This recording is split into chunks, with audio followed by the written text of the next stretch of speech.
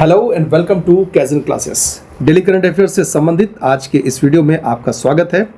आप समझ गए होंगे कि यह हमारा नया कार्यक्रम है। जी हाँ, और इस कार्यक्रम का उद्देश्य है कि हर एक दिन घटने वाली वैसी घटनाएं जो हमारे परीक्षा के दृष्टिकोण से उपयोगी हैं, उन सारी घटनाओं को आपके समक्ष हम इस वीडियो के माध्यम से लाएंगे। और इसे हम लाएंगे MCQs के माध्यम से, ताकि हमें उसे डील करने में आसानी हो। तो चलिए हम इस वीडियो को स्टार्ट करते हैं और स्टार्ट करते हैं आज इस दो विषय वस्तु के साथ। और ये देखते हैं कि 21 जुलाई को आखिर किस रूप में मनाया जाता है। तो जैसा कि आप फर्स्ट में यहाँ पर देख रहे हैं कि 21 जुलाई को हर साल मनाया जाता है इंटरनेशनल डॉग डे। जी हाँ, तो अंतर्राष्ट्रीय कुकुर दिवस हम इसे कह सकते हैं हिंदी में। और दूसरी तरफ आप यहाँ पर देख रहे हैं ममता बनर्जी की यह तस्वीर। तो अब यहाँ पर यह है कि देश के भीतर अगर हम बात करें तो हर एक वर्ष जुलाई 21 को पश्चिम बंगाल में शहीद दिवस, जी हाँ, शहीद दिवस के रूप में मनाया जाता है। अब इसके पीछे की घटना यह है कि 1993-94 में पुलिस के साथ झड़प में 13 लोगों की मौत हुई थी। और जिन 13 लोगों की मौत हुई थी, उन 13 लोगों की मौत या शहादत को याद करने के लिए जब पश्चिम बंगाल में ममता बनर्जी की सरकार बनी, तो तब से हर एक साल 21 जुलाई को शहीद दिवस के रूप में मनाया जाता है, उसका आयोजन किया जाता है। चलिए अब हम बढ़ते हैं अपने आज के पहले सवाल की ओर। और ये रहा हमारा आज का पहला सवाल। सवाल को देखिएगा ध्यान से, और काफ़ी महत्वपूर्ण है सवाल। और उत्तराखंड की दृष्टि से तो वाकई में यह सवाल काफ़ी महत्वपूर्ण है। देखिए क्वेश्चन है यहाँ पर कि उत्तराखंड में कौन सी जनजाति विशेष रूप से कमजोर जनजातीय समूह मतलब PVTG के रूप में जानी जाती है और परंपरागत रूप से गुफाओं में रहने वाली मानी जाती है। PVTG का फुल फॉर्म जो आप देख रहे हैं पर्टिकुलरली वल्नरेबल ट्राइबल ग्रुप। तो अब यहाँ पर 4 विकल्प दिए गए हैं, जिसमें हम देख रहे हैं भोटिया, थारू, राजी और जौनसारी। तो चलिए देखते हैं इसका सही जवाब क्या है और क्यों यह प्रश्न आपके समक्ष लाया गया है। तो चलिए देखते हैं, स्टार्ट करते हैं। देखिए यहाँ पर क्या है, जो कि मैप में भी देखेंगे, एक स्थान है, स्थान का नाम है खेतार कन्याल। और ये कहाँ पर है? यह पिथौरागढ़ जिले में। और पिथौरागढ़ कहाँ पर है? उत्तराखंड में। मैप में अगर आप देखें तो यहाँ पर हम देख रहे हैं, यहाँ पर यह है पिथौरागढ़। और यह जो गांव है, यह गांव राजी जनजाति बहुल क्षेत्र है। और इससे संबंधित खबर इसलिए सामने आई है क्योंकि उत्तराखंड में ग्राम पंचायत का चुनाव होने वाला है। तो उसी में यहाँ पर यह हो रहा है कि ग्राम प्रधान पद के लिए किसी महिला उम्मीदवार की वहाँ पर उपस्थिति नहीं रही, मतलब अनुपस्थिति रही। तो ऐसा दिखाया गया कि यह कितना बड़ा मतलब सामाजिक संकट है। जी हाँ, मतलब यहाँ पर ये बात कही जा रही है कि इसे केवल चुनावी मुद्दे के रूप में ना देखें, बल्कि यह भी देखना है कि कैसे और ये कितनी कम महिलाओं की सामाजिक भागीदारी है। तो उस संदर्भ में इसको देखा जा रहा है। क्योंकि हम करंट अफेयर्स जरूर देख रहे हैं, लेकिन करंट अफेयर्स के साथ साथ हम स्टैटिक जीके को भी इसी में देखेंगे। तो उसी परिप्रेक्ष्य में हम आगे बढ़ें तो हम पहले राजी जनजाति का परिचय देख लें। राजी जनजाति के संदर्भ में यहाँ पर यह है कि यह जो जनजाति है उत्तराखंड के कुमाऊं क्षेत्र में, जो मुख्यतः पिथौरागढ़ जिला है और पश्चिमी नेपाल की सीमांत पहाड़ियों में पाई जाती है। तो उत्पत्ति एवं स्थान राजी जनजाति की है। और राजी जनजाति के अन्य नाम की बात की जाए तो इन्हें बनरावत, बैन मानुस और गुफाओं में रहने वाले भी इन्हें कहा जाता है। उसके बाद नेक्स्ट यहाँ पर यह है इससे संबंधित कि जो यहाँ पर अगर हम इनकी श्रेणी की बात करें तो यह जनजाति भारत की, ध्यान दीजिएगा, भारत की सबसे छोटी जनजातियों में से यह एक है। और इन्हें विशेष रूप से PVTG के रूप में वर्गीकृत किया गया। अब ये बार बार आप सुन रहे हैं PVTG। तो अब ये PVTG क्या है? यह भारतीय सरकार मतलब भारत सरकार के द्वारा उप जनजाति समुदायों की पहचान करने और उन्हें सहायता प्रदान करने के लिए उपयोग किया जाने वाला एक वर्गीकरण है। और इसकी अवधारणा 1973 में, इसे याद रखिएगा आपका, 1933 में किस आयोग के द्वारा? तो डेबर आयोग, जी हाँ, डेबर आयोग के द्वारा पहचाने गए आदिम जनजाति समूहों से विकसित हुई। और बाद में मतलब 2006 में इसका जो नाम हम देख रहे हो PVTG में कर दिया गया। अब यहाँ पर जो अलग अलग मानदंड दिए गए हैं कि इन मानदंडों को जो भी जनजाति इसमें पूरा करता है तो उसे PVTG के रूप में रखा जाएगा, उस वर्गीकृत रूप में उसे रखा जाएगा। जैसे देखिए, प्रौद्योगिकी का पूर्व कृषि स्तर, दूसरा कम साक्षरता दर, आर्थिक पिछड़ापन, घटती स्थिर जनसंख्या वृद्धि और भौगोलिक अलगाव, ये इसमें शामिल है। चलिए नेक्स्ट हम बढ़ते हैं आगे। यहाँ पर है कि परंपरागत जीवन शैली और जीविका कैसी है। तो हम राजी जनजाति के विषय में जान रहे हैं। तो यहाँ पर इनकी जो भाषा है वह है तिब्बतो बर्मी भाषा, और उसका नाम क्या है? बाटखा। क्या बोलते हैं? बाटखा बोलते हैं। और इनकी जीविका देखिए क्या है, शहद इकट्ठा करना, मछली पकड़ना, शिकार करना। अब यहाँ पर है कि समय के साथ साथ अब धीरे धीरे वो किधर की ओर जा रहे हैं, तो धीरे धीरे अब जो इनका रुझान है वह कृषि की तरफ बढ़ता चला जा रहा है। और ये मुख्य रूप से जो उत्पादन करते हैं धान, मक्का और जौ के। इसके अलावा बुनाई और टोकरी निर्माण में भी ये पारंगत है। इनके धर्म और आस्था की बात की जाए तो धर्म और आस्था में यहाँ पर यह है कि ये लोग हिंदू देवी देवताओं की पूजा तो करते ही करते हैं, उसके अलावा ये प्रकृति पूजक भी हैं, मतलब पेड़, पहाड़, नदी आदि की भी ये पूजा करते हैं। वहीं अगर इनके सामाजिक संगठनों की हम बात करें तो इनका जो समाज है वह क्लैन में, मतलब कुलों में बटा होता है और हर एक कुल की अपनी अपनी परंपराएं होती है। साथ ही साथ इनकी अपनी स्थानीय पंचायतें होती है और ये जो पंचायतें वो सामाजिक संतुलन बनाए रखने में सहायक होता है। इनके घर और वास्तुकला की बात करें तो इनके घर ज़्यादातर जो है लकड़ी, पत्थर और मिट्टी से बनाए जाते हैं। जी हाँ, लकड़ी, पत्थर और मिट्टी से बनाए जाते हैं। और फिर नेक्स्ट यहाँ पर है कि इनके जो घर हैं वो अधिकतर ऊंचे प्लेटफॉर्म पर होते हैं ताकि बाढ़ और जंगली जानवरों से सुरक्षा मिल सके। अब जो नेक्स्ट है यहाँ पर वह यह है कि जो सवाल पूछा गया था उसका सही जवाब क्या है, तो आप जान चुके हैं। इसका सही जवाब है ऑप्शन सी, राजी। जी हाँ, चलिए बढ़ते हैं अपने अगले सवाल की ओर। ये रहा अगला सवाल, इसे ध्यान से देखिएगा इस सवाल को। सवाल देखिए यहाँ पर क्या है, सवाल है कि खसरे का मुख्य कारण क्या है और यह कैसे फैलता है। तो ये जो विकल्प दिए गए हैं, विकल्प ए, विकल्प बी, विकल्प सी और विकल्प डी, तो अगर आप वीडियो को रोक कर अगर आप इन सारे के सारे मतलब चारों विकल्पों को देख लें तो काफ़ी अच्छा होगा। एक बार वीडियो को देखकर आप इन चारों विकल्पों को देख लें और फिर आप ये सोचें कि खसरे का मुख्य कारण क्या है और यह कैसे फैलता है। अब हम देखते हैं कि यह क्वेश्चन बना क्यों, क्या है इसका कारण। तो क्वेश्चन का बनने का जो कारण है वह यह है कि वैज्ञानिकों के एक समूह ने, मतलब यहाँ की उन्होंने चिंता जताई है और चिंता इसलिए जताई है क्योंकि अमेरिका और दुनिया भर में जो खसरे का मामला है वह क्या हो रहा है, वह बढ़ रहा है। इसीलिए एक नज़र हम डालते हैं इस बीमारी पर। खसरे के बारे में आप यहाँ पर देखिए, इसका कारण क्या है। इसका कारण है पैरामाइक्सोवायरस। ये इस परिवार के वायरस के कारण होता है और ये आमतौर पर फैलता कैसे है, तो सीधे संपर्क या हवा के माध्यम से फैलता है। रही बात इसके प्रभाव की, तो यह किसी को भी प्रभावित कर सकता है, लेकिन आमतौर पर इसके शिकार होते हैं कौन, बच्चे। और यह किस शरीर के भाग को या किस तंत्र को संक्रमित करता है, तो जैसा कि आप देख रहे हैं यह श्वसन तंत्र को संक्रमित करता है और उसको संक्रमित करने के बाद धीरे धीरे क्या होता है, शरीर में फैलता चला जाता है और अगर स्थिति खतरनाक हो जाए तो व्यक्ति की मृत्यु का भी यह कारण बन सकता है। खसरे के लक्षण की अगर बात की जाए तो पहली बात यहाँ पर यह है कि जो व्यक्ति संक्रमित होता है तो उसमें जो लक्षण है वो लक्षण 10 से 14 दिनों के बाद शुरू होता है और जो लक्षण है वो 4 से 7 दिन तक रहता है। और इसमें जो पहला संकेत होता है वह होता है तेज बुखार, उसके बाद नाक बहती है, खांसी होती है, आंखें लाल हो जाती है और उससे पानी गिरता है और गालों के अंदर छोटे सफ़ेद धब्बे दिखाई देते हैं। साथ ही साथ तीसरे चरण में यहाँ पर यह होता है कि शरीर पर लाल चकत्ते उभरते हैं और सबसे पहले चेहरे और गर्दन से शुरू होकर पूरे शरीर, हाथ और पैरों तक ये फैलता जाता है। हाँ, यह जरूर है कि ये चकत्ते 5 से 6 दिन बाद धीरे धीरे समाप्त हो जाते हैं। अगला यहाँ पर है कि खसरे का जोखिम सबसे ज़्यादा कहाँ पर है, तो इसमें यहाँ पर यह है कि जिन बच्चों का टीकाकरण नहीं हुआ, वैक्सीनेशन नहीं हुआ है और जो गर्भवती महिलाएं हैं, खासकर ये दोनों खसरे के चपेट में ज़्यादा आते हैं। उसके अलावा यह भी देखा गया है कि ऐसा कोई भी व्यक्ति जिसकी इम्यूनिटी सिस्टम है अगर वो सही नहीं है, मतलब उसको टीका लगा है उसके बावजूद भी उसकी अगर इम्यूनिटी सिस्टम सही नहीं है तो वह व्यक्ति संक्रमित हो सकता है। तो नेक्स्ट यहाँ पर है कि इसका उपचार क्या है। तो उपचार के संदर्भ में यहाँ पर यह है कि खसरे के लिए कोई विशेष एंटीवायरल उपचार नहीं है। तो एंटीवायरल अगर उपचार नहीं है तो फिर इससे कैसे बचा जाए, तो बचने की अगर बात की जाए तो इससे बचने का एक ही उपाय हुआ है टीकाकरण। और टीकाकरण के अंतर्गत आप भी जानते होंगे कि जो खसरे के टीका का नाम है वो क्या है, वह है MMR। ये है MMR टीका।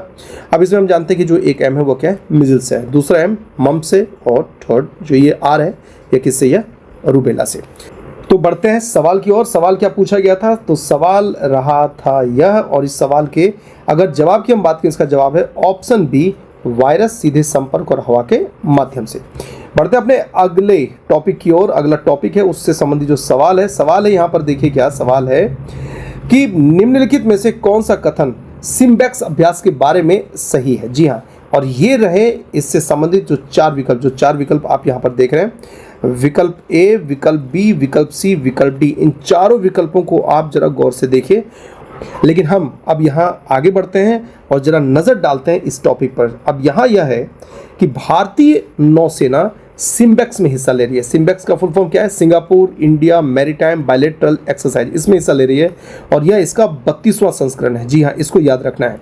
और यह जो सिम्बेक्स है यह भारतीय नौसेना और सिंगापुर नौसेना के बीच एक वार्षिक, याद रखिए क्या यह वार्षिक है, और एक द्विपक्षीय समुद्री अभ्यास है। इससे संबंधित जो अन्य महत्वपूर्ण जानकारियां हैं वह यह है कि इसकी शुरुआत कब की गई? इसकी शुरुआत की गई 1994 में एक्सरसाइज लायन किंग के नाम से, और यह भारतीय नौसेना और सिंगापुर नौसेना के बीच सबसे लंबा चलने वाला नौसैनिक अभ्यास है। इसे याद रखिएगा। और फिर नेक्स्ट यहाँ पर यह है कि यह जो अभ्यास है यह भारत की सागर विजन और एक्ट ईस्ट नीति का हिस्सा है। और ये दोनों अगर हम बात करें सागर विजन और एक्ट ईस्ट नीति का, तो यह किस पर केंद्रित है? यह क्षेत्रीय सहयोग और समुद्री सुरक्षा पर केंद्रित है। वहीं अगर हम सागर की बात करें तो इसका फुल फॉर्म क्या है? इसका फुल फॉर्म है the security and growth for all in the region. यह है सागर का फुल फॉर्म। फिर नेक्स्ट इससे संबंधित जो जानकारी है वह यह है कि इस अभ्यास में भारतीय नौसेना के तरफ इसमें जो युद्धपोत अभ्यास में भाग लेंगे उसका नाम देखिए क्या क्या है? INS Delhi, INS Satpura, INS शक्ति और INS किल्टन। और महत्वपूर्ण बात यहाँ पर यह है कि ये सभी जो हैं यह स्वदेशी रूप से निर्मित आधुनिक युद्धपोत हैं, मतलब देश में ही इनका निर्माण किया गया है। जैसा कि हम देख रहे हैं इस अभ्यास का मुख्य उद्देश्य है समुद्री सुरक्षा में सहयोग और समुद्री डकैती और गैर राज्यीय तत्वों जैसे खतरों से निपटना। उसके अलावा यहाँ पर यह भी जानना काफ़ी जरूरी है कि अन्य सैन्य अभ्यास कौन कौन से हैं जो भारत और सिंगापुर के बीच आयोजित किया जाता है। जिसमें एक है अग्नि योद्धा, जी हाँ अग्नि वॉरियर, यह क्या है? यह सैन्य अभ्यास है। और एक है JMT मतलब ज्वाइंट मिलिट्री ट्रेनिंग, यह क्या? यह है वायुसेना अभ्यास। तो हमारा सवाल क्या था? सवाल था हमारा यह, देखिए आप इसको, कि निम्नलिखित में से कौन सा कथन सिम्बेक्स अभ्यास के बारे में सही है? रही बात इसके सही जवाब की, इसका सही जवाब है ऑप्शन सी, मतलब यह भारत द्वारा किसी भी देश के साथ किया जाने वाला सबसे लंबा, जी हाँ सबसे लंबा निरंतर नौसैनिक अभ्यास है। बढ़ते हैं अपने अगले टॉपिक की ओर और उससे संबंधित क्वेश्चन की ओर। ये रहा क्वेश्चन को देखिए आप। क्वेश्चन है कि हाल ही में किस अल्पसंख्यक छात्रों की फेलोशिप के तहत लंबित भुगतान केंद्रीय अल्पसंख्यक कार्य मंत्रालय द्वारा जारी किए गए हैं? ये देखिए ये 4 विकल्प हैं, इन चारों विकल्पों को आप जरा गौर से देखिए। रही बात इसके सही जवाब की, तो उसका जवाब छुपा है आगे के टॉपिक पर, जिसकी व्याख्या हम यहाँ पर देखेंगे।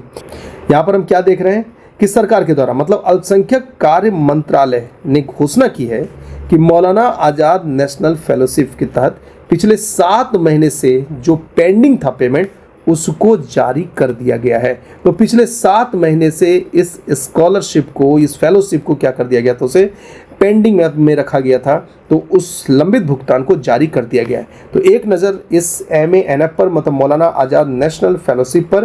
तो यहाँ पर देखिए इससे संबंधित जो महत्वपूर्ण जानकारी है वह यह है, पहली बात कि यह केंद्र सरकार द्वारा दी जाने वाली एक फेलोशिप है जो दी जाती है कब तक के लिए? 5 वर्ष के लिए। और इसका उद्देश्य क्या है? तो 6 नोटिफाइड मतलब 6 अधिसूचित अल्पसंख्यक समुदाय, मतलब कौन कौन है उसमें शामिल? उसमें है 1 मुस्लिम, दूसरा बौद्ध, तीसरा ईसाई, चौथा जैन, 5वां फारसी और 6ठा सिख। तो इन अल्पसंख्यक समुदायों के जो छात्र हैं उनको MPhil और PhD करने के लिए वित्तीय सहायता प्रदान करना। और किन संस्थानों में इस फेलोशिप को या जो फेलोशिप है इसको मान्यता मिली हुई है? तो यह देखिए ये रहे संस्थान, देखिए कौन कौन से हैं। पहला यहाँ पर है कि UGC अधिनियम 1956 के अंतर्गत शामिल सभी केंद्रीय और राज्य विश्वविद्यालय जिनके पास NAC से मान्यता प्राप्त है। और NAC का यहाँ पर हम फुल फॉर्म क्या देख रहे हैं? National assessment and accreditation council. दूसरा देखिए कि UGC अधिनियम की धारा 3 के अंतर्गत माने गए विश्वविद्यालय मतलब डीम्ड यूनिवर्सिटी, इनके पास भी क्या हो? NAC से मान्यता हो। और तीसरा हम क्या देख रहे हैं कि राज्य या केंद्र सरकार द्वारा पूर्ण रूप से वित्त पोषित संस्थान जो डिग्री प्रदान करने में सक्षम हो। तो इन संस्थानों में यह फेलोशिप इसे यहाँ पर मान्यता प्राप्त है। और चौथा यहाँ पर हम क्या देख रहे हैं कि राष्ट्रीय महत्व के संस्थान जिन्हें मानव संसाधन विकास मंत्रालय द्वारा अधिसूचित किया गया। तो कुल मिलाकर कितने संस्थान हैं? कुल मिलाकर 4 ऐसे संस्थान हैं या 4 प्रकार के ऐसे संस्थान हैं जहाँ पर कि इस फेलोशिप को मान्यता प्राप्त है। चलिए नेक्स्ट यहाँ पर है कि फेलोशिप धारियों को क्या लाभ मिलेगा। तो पहली बात, उन्हें लाभ यह मिलेगा कि उन्हें ministry of minority affairs scholar कहा जाएगा। दूसरा, यह स्कॉलरशिप भारत में नियमित और पूर्णकालिक एमफिल और पीएचडी के लिए दी जाती है। और फिर नेक्स्ट, यह छात्रों को सहायक प्राध्यापक मतलब असिस्टेंट प्रोफेसर इन जैसे शैक्षणिक पदों के लिए इन्हें योग्य बनाता है। और इससे संबंधित जो महत्वपूर्ण जानकारी वह यह है कि इससे संबंधित नोडल मंत्रालय तो हम ऑलरेडी देख चुके हैं। नोडल मंत्रालय कौन सी है, वह है मिनिस्ट्री ऑफ माइनॉरिटी अफेयर्स मतलब अल्पसंख्यक कार्य मंत्रालय। और कार्यान्वयन एजेंसी की अगर बात करें तो वह कौन सी एजेंसी है, वह है विश्वविद्यालय अनुदान आयोग मतलब यूजीसी। तो यहाँ तक हमने देख लिया। अब हमारा सवाल क्या था, सवाल हमारा यह था, तो जवाब भी आपको मिल गया होगा।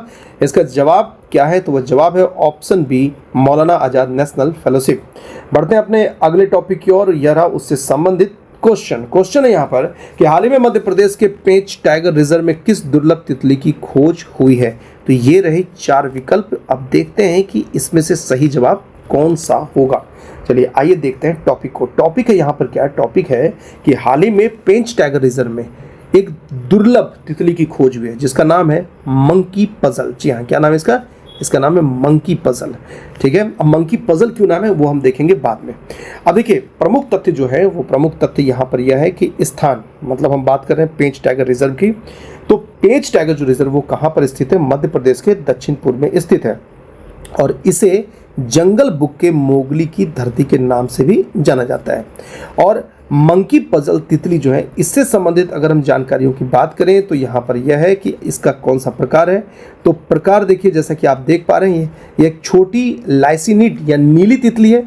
वितरण क्षेत्र मतलब कहाँ तक इसका प्रसार है, तो यह तितली दक्षिण एशिया की स्थानिक प्रजाति है, इसे याद रखना है। मतलब एंडेमिक कहाँ की है, दक्षिण एशिया की है। और विशेष रूप से ये पाया जाता है भारत की वेस्टर्न घाट, दक्षिणी मैदान, बांग्लादेश और श्रीलंका में पाई जाती है। आवास, तो आवास की अगर हम बात करें तो मध्यम से भारी वर्षा वाले जंगलों में पाई जाती है और घने वनों झाड़ियों में 900 मीटर से नीचे के इलाकों में यह देखी जाती है। आमतौर पर ये कहाँ पाई जाती है, तो वन मार्गों और खुली जगहों में देखी जाती है। अगर हम इसकी विशेषताओं की बात करें, जैसा कि आप तस्वीर में भी देख पा रहे हैं, तो विशेषताएं इसकी इस तरह से है कि इसके नर और मादा दोनों समान दिखते हैं। विंग स्पैन मतलब अगर हम इसके, जैसा कि आप चित्र में देख रहे हैं, अगर हम पंखों के विस्तार की बात करें तो 26 से 28 मिलीमीटर है। ऊपरी भाग गहरे भूरे रंग की पंख सफ़ेद धब्बे के साथ, और निचला जो भाग है वह सफ़ेद से गहरे पीले भूरे रंग का, जिसमें असमान गहरे निशान और चांदी जैसे किनारे होते हैं। और फिर इसकी पूंछ जो है, पूंछ भी अगर हम देखें तो पूंछ का जो विस्तार आप देखिए, इसमें यहाँ पर 2 मीटर, 6 मीटर और 2.5 मीटर की जो सफ़ेद सिरे से समाप्त होती है। अब यहाँ जो कहा गया कि इसे मंकी पजल क्यों कहा जाता है, तो यहाँ पर है, जैसे हम तस्वीर देख पा रहे हैं, तो इसकी यहाँ जो पंख है, तो पंख के बारे में यह कहा जाता है कि इसमें जो मंकी है उसका मुंह दिखता है इसमें, एक बात। और दूसरी बात मतलब जो इसके शिकारी होते हैं उससे बचने के लिए यह मंकी की तरह इधर उधर करता है। तो 2 इसके कारण बताए जाते हैं। चलिए नेक्स्ट इसमें हम देखें तो संरक्षण के रूप में, संरक्षण स्थिति के रूप में देखें तो यह जो प्रजाति है भारत के वाइल्ड लाइफ प्रोटेक्शन एक्ट 1972 के किसी भी अनुसूची में कानूनी रूप से यह संरक्षित नहीं है। चलिए अब हम बढ़ते हैं अपने इस सवाल के जवाब की ओर। तो सवाल का जो था जवाब वो क्या हो जाएगा, वो हो जाएगा ऑप्शन बी, मंकी पजल। जी हाँ, सवाल आप ऑलरेडी देख चुके हैं, इसका जवाब होगा मंकी पजल। चलिए अगला सवाल यहाँ पर हम देखते हैं। सवाल क्या है, सवाल है यहाँ पर कि निम्न में से कौन सा कथन मांगड़ धाम के बारे में सही है। जी हाँ, काफ़ी महत्वपूर्ण है, काफ़ी महत्वपूर्ण है इससे संबंधित टॉपिक। देखिए मांगड़ धाम के बारे में यहाँ पूछा जा रहा है कौन सा सही है। तो ये यहाँ पर जो आपके समक्ष 4 विकल्प दिए गए हैं, एक बार आप वीडियो को रोक कर इन चारों विकल्पों को गौर से देखिए, काफ़ी महत्वपूर्ण है यह टॉपिक। चलिए हम देखते हैं अब इसे विस्तार के साथ, मतलब हम बात कर रहे हैं टॉपिक की। अब इस टॉपिक में यहाँ पर यह है कि आदिवासी कहाँ कहाँ के, तो आदिवासी राजस्थान के, मध्य प्रदेश के, महाराष्ट्र और गुजरात से। तो यहाँ से आए हुए आदिवासी वो एक जगह पर जमा हुए और वह जगह है मांगड़ धाम, जो है राजस्थान में, राजस्थान का पवित्र स्थल है। और यहाँ पर इन्होंने भील प्रदेश के गठन की मांग की। तो अब हम देखते हैं मांगड़ धाम मतलब क्यों यहीं पर ये इकट्ठा हुए।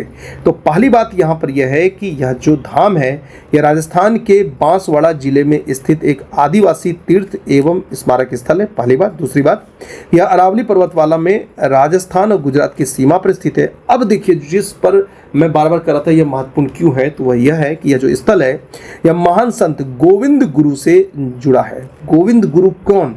तो गोविंद गुरु ने ब्रिटिश शासन के खिलाफ भील जनजातियों के स्वतंत्रता संग्राम में महत्वपूर्ण भूमिका निभाई थी और इन्हीं के नेतृत्व में, मतलब गोविंद गुरु के ही नेतृत्व में मांगड़ विद्रोह हुआ था और यह हुआ था 17 नवंबर 1913 को।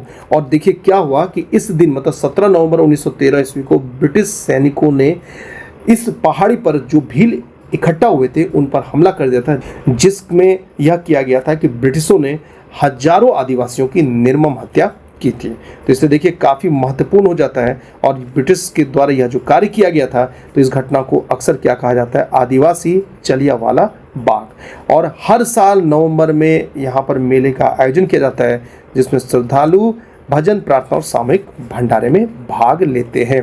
तो यह था इससे संबंधित सवाल देखिए, अब इसका जवाब आपको मिल चुका होगा।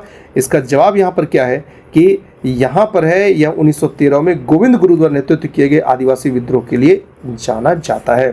चलिए बढ़ते हैं अपने अगले टॉपिक की ओर, मतलब टॉपिक इससे संबंधित जरा इस क्वेश्चन को देख लें। क्वेश्चन को देखिएगा आप ध्यान से। क्वेश्चन यहाँ पर कि बिटरा द्वीप के संबंध में निम्नलिखित में से कौन सा कथन सही है? तो अब देखिए यहाँ पर विकल्प तो आप देख ही रहे हैं, विकल्प ए, विकल्प बी, विकल्प सी। अब जरा आपको एक बार विकल्प डी भी दिखला दें। यहाँ पर यह है विकल्प डी।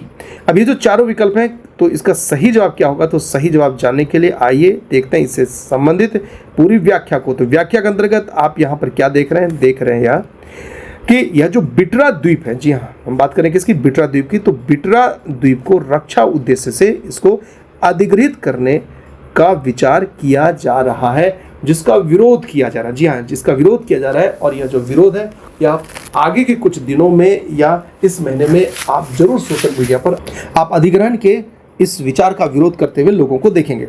अब बिटरा द्वीप की अगर हम बात करें, तो बिटरा द्वीप जैसा कि आप मैप में देख रहे हैं, ये कहाँ पर है? तो ये रहा यहाँ पर, यह है बिटरा द्वीप। और बिटरा द्वीप लक्षद्वीप के कहाँ पर है? उत्तरी भाग में स्थित है, जो कि आप देख रहे हैं। और यह कोच्चि, मतलब अगर केरल से हम बात करें तो यह 483 किलोमीटर दूर है। जी हाँ, कितना? 483 किलोमीटर दूर है। और यह केंद्र शासित प्रदेश का सबसे छोटा आबाद द्वीप है। इसको जरूर याद रखिएगा आप, केंद्र शासित प्रदेश का सबसे छोटा आबाद द्वीप है। इसकी आबादी कितनी है? आबादी है 271। और यह जो द्वीप है, जी हाँ, यह जो द्वीप है, इस द्वीप पर मलिक मुल्ला, जी हाँ, मलिक मुल्ला नामक एक अरब संत की समाधि है, जो एक छोटा तीर्थ स्थल भी है। अन्य जानकारी की अगर हम बात करें तो मतलब अगर यहाँ पे रक्षा अधिष्ठान स्थापित होता है तो जो बिटरा है, बिटरा द्वीप, यह लक्षद्वीप का तीसरा ऐसा द्वीप बनेगा। तो हमारे लिए अन्य दो जो है द्वीप को जानना जरूरी है, जहाँ पर कि अड्डे हैं, नौसैनिक अड्डे हैं। तो एक तो है INS द्वीप प्रकाशक, ये क्या है? कवारत्ती में, जो लक्षद्वीप की राजधानी है। और दूसरा है INS जटायु, यह कहाँ पर है? मिनिकॉय द्वीप में। तो अब जो सवाल पूछा गया था, तो अब आप देखिए कि इसका सही जवाब क्या होगा। तो बिटरा द्वीप के संबंध में निम्नलिखित में से कौन सा कथन सही है? तो इसका सही जवाब कौन सा है? ऑप्शन बी, या मलिक मुल्ला नामक अरब संत को समर्पित एक समाधि है। चलिए बढ़ते हैं अपने अगले क्वेश्चन की ओर, देख लेंगे उससे संबंधित टॉपिक। क्वेश्चन है यहाँ पर कि निम्नलिखित में से कौन सा कथन भारतीय सेना के अभ्यास, क्या नाम है, प्रचंड शक्ति के बारे में सत्य है? तो तीन ऑप्शन तो आपको दिख रहा है, ये रहा ऑप्शन ए, ये रहा ऑप्शन बी और यह रहा ऑप्शन सी। चौथे ऑप्शन को भी आप देख ही लीजिए, यह रहा चौथा ऑप्शन। तो ये जो चार के चार आपको ऑप्शन दिख रहे हैं, इन चारों ऑप्शन पर एक नज़र आप डाल लीजिए, क्योंकि बाद में तुम्हें देखना है कि इसका सही जवाब क्या है। चलिए हम देखते हैं इसका सही जवाब क्या है। तो उससे पहले हम जरा इससे संबंधित टॉपिक पर नज़र डालते हैं। टॉपिक पर यहाँ पर यह है कि जो अभ्यास प्रचंड शक्ति है, यह भारतीय सेना की युद्ध क्षेत्र में आधुनिकीकरण की दिशा में जो एक बड़ा कदम है उससे संबंधित है। और इसका आयोजन किसके द्वारा किया गया? तो भारतीय सेना की राम डिवीजन के द्वारा। और कहाँ यह अभ्यास या आयोजन किया गया? तो यह अभ्यास किया गया उत्तर प्रदेश के मेरठ स्थित, नाम क्या है, Kharga cold field training area में। तो यहाँ पर यह अभ्यास किया गया। इसके अगर उद्देश्य की बात करें तो इसका उद्देश्य देखिए क्या है। इसका उद्देश्य है कि स्ट्राइक कोर ऑपरेशन में जो पैदल सैन्य इकाई है उसके द्वारा विघटनकारी जो भी डिस्ट्रक्टिव टेक्नोलॉजी है उसके प्रयोग को प्रदर्शित करना। और मुख्य रूप से इसका जो फोकस है वह इस रूप में है या दिखाने रूप में है कि ये जो तकनीकें हैं, तकनीक की जो बात हो रही है यहाँ पर, कैसे पैदल सेना की गतिशीलता, उसकी मोबिलिटी, उसकी मारक क्षमता, उसके जीवित रहने की क्षमता को भीषण हमले की स्थिति में बढ़ा सकती है, मतलब जब हमला काफ़ी उच्च स्तर पर हो। इसमें प्रमुख विशेषताएं क्या क्या रही ये देख लीजिए। प्रमुख विशेषताएं जो हैं वो यहाँ पर ये रही हैं। एक, इस अभ्यास में मानव रहित हवाई वाहन उसको शामिल किया गया। फिर उसके अलावा AI सक्षम प्रणालियां ये भी अभ्यास में शामिल थी। स्वायत्त प्लेटफॉर्म ये भी था, और लैटरिंग गोला बारूद ये इसमें शामिल है। और सबसे महत्वपूर्ण बात जो इसमें है वो यह है, यह सब जो किया गया तो उसमें हम देखें तो यह भारतीय सेना के टेक्नोलॉजी ऑब्जर्वेशन वर्ष अभियान का हिस्सा है, जिसका उद्देश्य क्या है, नागरिक नवोन्वेषक से स्वदेशी और उन्नत तकनीकी समाधानों को सेना में शामिल करना। अब ये टेक्नोलॉजी ऑब्जर्वेशन वर्ष ये कब मनाया गया था? ये मनाया गया था 2024 में, मतलब इसे हम कहते हैं प्रौद्योगिकी अवशोषण का वर्ष ये है इसमें। और यह जो पहल है वो मुख्य रूप से यहाँ पर है कि विघटनकारी प्रौद्योगिकियों के अधिग्रहण, कैसे उसको अधिग्रहण करेंगे, फिर उसका अनुकूलन और उसके एकीकरण के माध्यम से सेना जो है उसके संचालन, उसकी संरचना में इन तकनीकियों का, ये जो एडवांस टेक्नोलॉजी है उसको कैसे हम एकीकृत करेंगे, उस पर केंद्रित है। अरे जो बार बार विघटनकारी प्रौद्योगिकी जो ये वर्ड आ रहा है, तो देखिए इसमें क्या होता है कि इसमें कृत्रिम बुद्धिमत्ता, ड्रोन, सेंसर, रोबोटिक्स, हाइपरसोनिक हथियार ये सब उसमें शामिल होते हैं। तो आज के इस वीडियो में हमने खासकर उन प्रश्नों को देखा है, या खासकर उन टॉपिक्स को हमने यहाँ पर कवर किया है जो हमारे आगामी परीक्षा के लिए उपयोगी है। तो हम आगे भी उन्हीं टॉपिक्स को शामिल करेंगे जिससे कि एग्जाम में प्रश्न आ सकते हैं। अनावश्यक रूप से हम अनावश्यक टॉपिक को शामिल करके अपने जो वीडियो उसकी लेंथ को नहीं बढ़ाना चाहते हैं। आशा है कि आपको हमारा यह प्रयास पसंद आएगा और आगे भी आप हमसे जुड़े रहेंगे। हमारे चैनल को आप सब्सक्राइब कीजिए, वीडियो को लाइक कीजिए और ज़्यादा से ज़्यादा शेयर कीजिए। इसके साथ ही इस वीडियो को हम समाप्त करते हैं। Thank you.